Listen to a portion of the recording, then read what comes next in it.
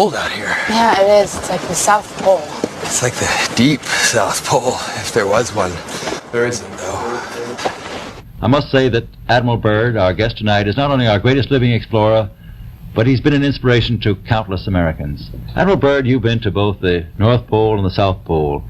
Is there any unexplored land left on this Earth that might appeal to adventurous young Americans? Yes, there is. And not up around the North Pole, because it's getting crowded up there now, because they find out it's really usable, not only to live in, but militarily. But strangely enough, there's left in the world today an area as big as the United States that's never been seen by a human being. And that's beyond the pole, on the other side of the South Pole, from Middle America. And I think it's quite astonishing that there should be an area as big as that unexplored. So I'm willing to say to you that there will be a number of expeditions that will follow, I think, year after year. But why this interest in the bottom of the world? Nobody living down there, is there? No, it's pretty cold. There's only one permanent resident, that's the emperor penguin. The little ones live further north. I tell you one reason they're interested. It's by far the most valuable, important place left in the world. It happens to be an untouched reservoir of natural resources. The bottom of the world will be important, not only to us but to our allies. We've found enough of coal within 180 miles of the South Pole in a great ridge of mountains. It's not covered with snow, enough to supply the whole world for quite a while. That's the coal. Now there's evidence of many other minerals. We are pretty sure there's oil. It was once tropical, so we think there's oil there, and there's evidence, probably uranium there. As I said, it's the most peaceful place in the world, but I don't think it will be for long. However, may I ask you, is there a great difference between the top of the world and the bottom of the world? There is. Now, the North Pole is the center of an ocean 10,000 feet deep.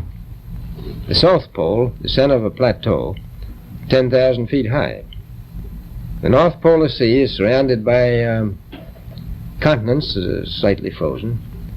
The Antarctic continent is surrounded by a belt of ice, frozen seas of at least 1,200 miles thick. Now, the south is a plateau. It gets, in some places, 14,000 feet up. I've been over areas about 13,000, and it's a little bit chilly up there. So there's that big difference between the top and bottom of the world.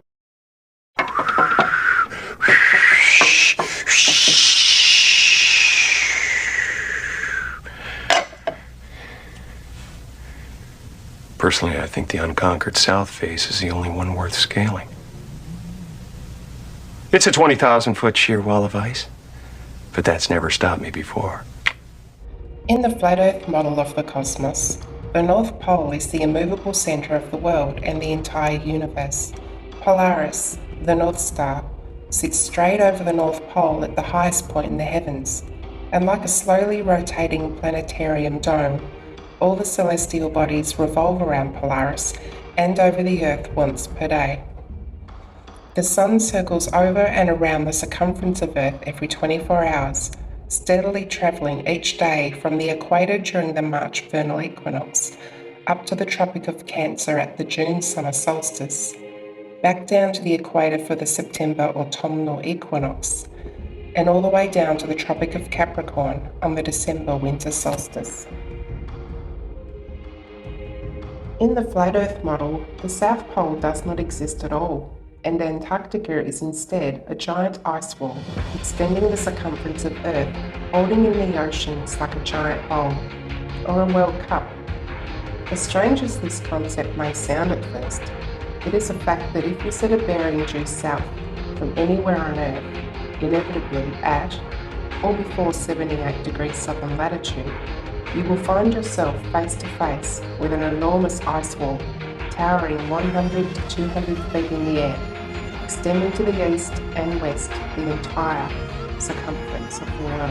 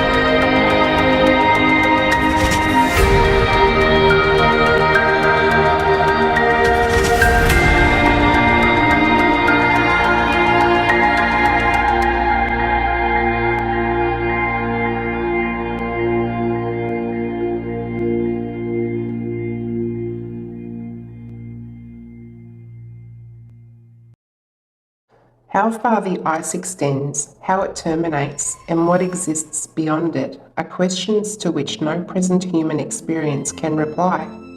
All we at present know is that snow and hail, howling winds, and indescribable storms and hurricanes prevail, and that in every direction human ingress is barred by unsealed escarpments of perpetual ice, extending farther than eye or telescope can penetrate, and becoming lost in gloom and darkness. By Samuel Rowbotham, zeTETic Astronomy, Earth Not a Globe. Antarctica is not the tiny ice continent found confined to the underside antipode of astronomers' globes. Quite the contrary. Antarctica literally surrounds us 360 degrees, encircles every continent, and acts as a barrier holding in the oceans. The most commonly asked questions, and the greatest mysteries yet to be solved are: how far does the Antarctic ice extend outwards? Is there a limit? What lies beyond, or is it just snow and ice forever? Thanks to UN treaties and constant military surveillance, the North Pole and Antarctica remain cloaked in government secrecy, both purported no-fly, no-sail zones, with several reports of civilian pilots and captains being shooed away and escorted back under threat of violence.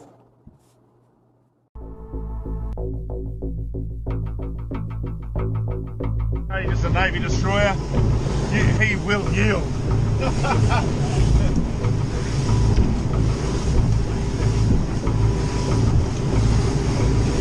He'd be thinking, that cheeky better not cross my bow. Stop, Josh. They take it seriously. What did they say? You got to yield. You can't just fucking. They think you're going to charge them. We don't know for sure, but they did say something. No, they did. They thought. They, I thought I heard. they come back last call. I really want to Yeah, fucking talk to them. fucking. Actually going around. He's turning. Stop. He's turning. He is actually turning. He said about the ship yesterday. No, he is turning. Fucking hell, what have we done now? It's turning, Josh. Just sit still. He slowed down, has he? Yeah, he's really slowed down. No doubt we were in trouble. What for? It's coming to us. He's coming to us. He's got the shits because By port now, this is Warship Hobart, channel 16, over. 1-6. yeah, we got you, mate. It's bad boys.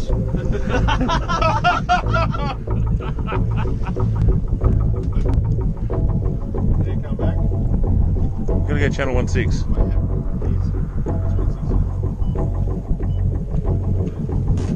No.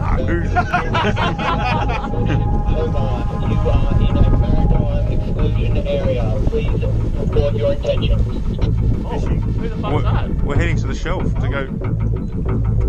Just say we're out fishing, heading out fishing. No, we're just heading out fishing. Get the dinghies out, boys. They get This is Warship Hobart. You are operating recommend you exit the area immediately. We're going that way. We're just traversing. But they're not kidding. Is there a helicopter coming at us now? Are we allowed? I don't know. What Just travel, just go. Just go. You sent out the chopper. That's a drone. Is it? That's unreal. Oh my god. Before reaching the Antarctic ice wall, navigating the increasingly tumultuous southern oceans, explorers encounter the longest, darkest, coldest nights and the most dangerous seas and storms anywhere on Earth. Vasco da Gama, an early 16th century Portuguese explorer of the South Seas, wrote how the waves rise like mountains in height, ships are heaved up to the clouds, and apparently precipitated by circling whirlpools to the bed of the ocean. The winds are piercing cold and so boisterous that the pilot's voice can seldom be heard, whilst the dismal and almost continual darkness adds greatly to the danger. In 1773, Captain Cook became the first modern explorer known to have breached the Antarctic Circle and reached the ice barrier. During 3 voyages, lasting 3 years and 8 days, Captain Cook and crew sailed a total of 60,000 miles along the Antarctic coastline, never once finding an inlet or path through or beyond the massive glacial wall. Captain Cook wrote, "The ice extended east and west far beyond the reach of our sight, while the southern half of the horizon was illuminated by rays of light which were reflected from the ice to a considerable height. It was indeed my opinion that this ice extends quite to the pole, or perhaps joins some land to which it has been fixed since creation." On October 5, 1839, another explorer, James Clark Ross, began a series of Antarctic voyages lasting a total of 4 years and 5 months. Ross and his crew sailed 2 heavily armoured warships thousands of miles, losing many men from hurricanes and icebergs, looking for an entry point beyond the southern glacial wall. Upon first confronting the massive barrier, Captain Ross wrote of the wall, "Extending from its eastern extreme point as far as the eye could discern to the eastward, it presented an extraordinary appearance, gradually increasing in height as we got nearer to it, and proving at length to be a perpendicular cliff of ice between 150 feet and 200 feet above the level of the sea, perfectly flat and level at the top, and without any fissures or promontories on its even seaward face. We might with equal chance of success try to sail through the cliffs of Dover, as to penetrate such a mass." Yes, but we can circumnavigate the south easily enough, is often said by those who don't know. The British ship Challenger recently completed the circuit of the southern region, indirectly to be sure, but she was 3 years about it, and traversed nearly 69,000 miles, a stretch long enough to have taken her 6 times round on the globular hypothesis. By William Carpenter, 100 Proofs the Earth is not a globe. If we now consider the fact that when we travel by land or sea, and from any part of the known world, in a direction towards the North Polar Star, we shall arrive at one and the same point, we are forced to the conclusion that what has hitherto been called the North Polar region is really the centre of the Earth. That is, from this northern centre, the land diverges and stretches out, of necessity, towards a circumference, which must now be called the southern region, which is a vast circle, and not a pole or centre. In this and other ways, all the great navigators have been frustrated in their efforts, and have been more or less confounded in their attempts to sail around the Earth upon or beyond the Antarctic Circle. But if the southern region is a pole or centre, like the north, there would be little difficulty in circumnavigating it, for the distance round would be comparatively small. When it is seen that the Earth is not a sphere, but a plane, having only one centre, the north, and that the south is the vast icy boundary of the world, the difficulties experienced by circumnavigators can be easily understood. By Samuel Rowbotham, Earth Not a Globe, 2nd edition. If the Earth were truly a globe, then every line of latitude south of the equator would have to measure a gradually smaller and smaller circumference the farther south travelled. In other words, the circumference at 10 degrees south latitude would comprise a smaller circle than at the equator. 20 degrees south latitude would comprise a circle smaller than 10, and so on. If, however, the Earth is an extended plane, then every line of latitude south of the equator should measure a gradually larger and larger circumference the farther south travelled. 10 degrees south latitude will comprise a larger circle than the equator. 20 degrees south latitude will comprise a circle larger than 10, and so on. Likewise, if the Earth were a globe, lines of longitude would bubble out at the equator while converging at both poles. Whereas if the Earth is an extended plane, lines of longitude should simply expand straight outwards from the North Pole. So which is actually the case? During Captain James Clark Ross's voyages around the Antarctic circumference, he often wrote in his journal perplexed at how they routinely found themselves out of accordance with their charts, stating that they found themselves an average of 12 to 16 miles outside their reckoning every day, some days as much as 29 miles. Lieutenant Charles Wilkes commanded a United States Navy exploration expedition to the Antarctic from August 18, 1838 to June 10, 1842, almost 4 years spent exploring and surveying the Southern Ocean.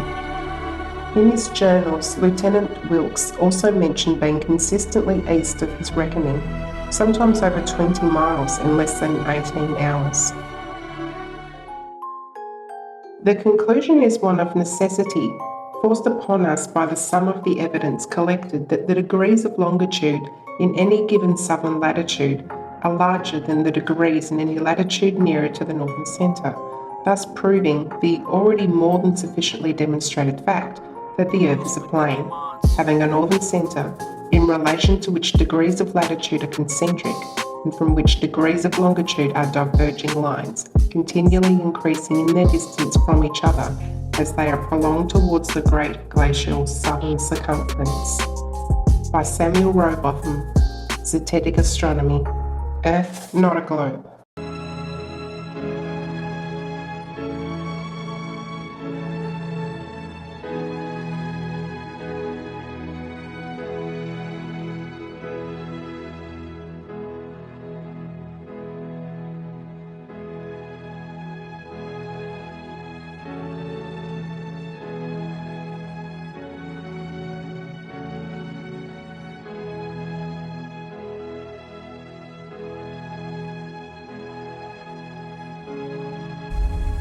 We accept the reality of the world with which we're presented.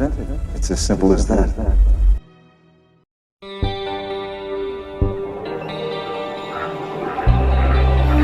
Now the south is a plateau. It gets in some places 14,000 feet up. I've been over areas like that.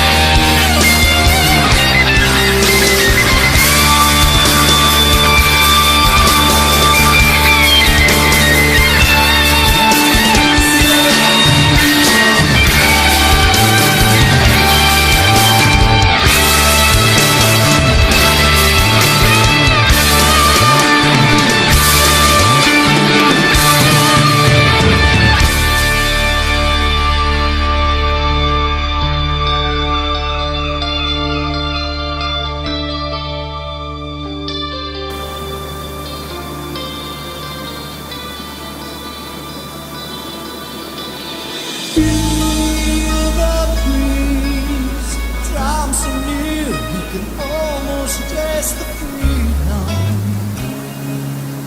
There's a warm wind from the south, hoist the sail, and we'll be gone by morning. This will all seem like a dream. And if I don't return to sing the song, maybe just as well I've seen the news, and there's not much I can do.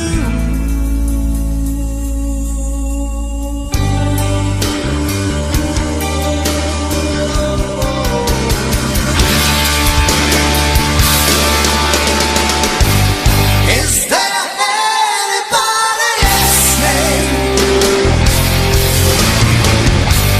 Is there anyone who smiles without a mask? What's behind the words, images they know will please us?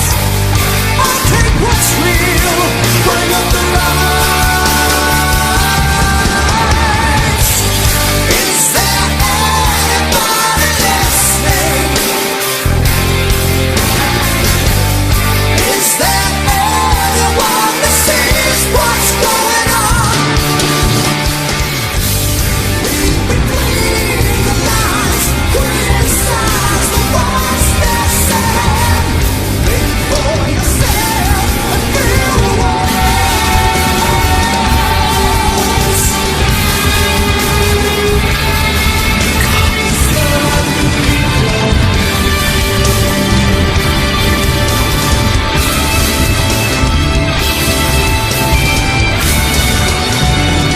But strangely enough, there's left in the world today an area as big as the United States that's never been seen by human beings.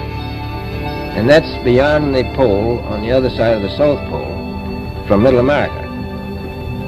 And I think it's quite astonishing that there should be an area as big as that unexplored.